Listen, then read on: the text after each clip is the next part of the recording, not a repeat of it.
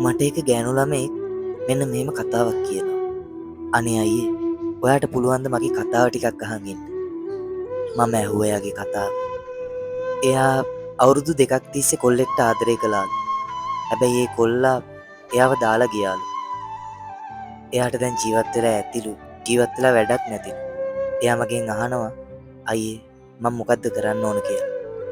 ඉතින් මම එයාගෙන් ඇහුවා ඔයාට ඒ කොල්ලා හම්බෙලා අවුරුදු 2ක් ඒ කොල්ලා එක්ක ඉඳලා ඒ කොල්ලා ඔයාව දාලා ගියාට පස්සේ ඔයාට ඔච්චර දුකයි නම් ඉපදුණු දවසේ ඉඳන් ඔයාට ආදරේ දුන්නු ඔයාව පරිස්සම් කරපු ඔයාගේ දෙමව්පියන්ට ඔයාව නැති වුණොත් මොනතරම් වේදනාවක් දුකක් දැනෙයිද කියලා.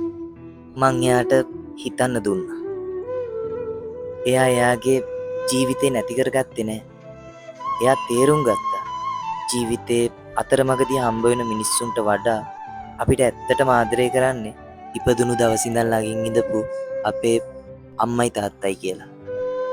ඉතින් ඔයාට කොයි මොහොතක හරි ජීවිතේ නැති කරගන්න ඕනි කියලා හිතුනොත් මේ ගැන චුට්ටක් කල්පනා කරලා බලන්න.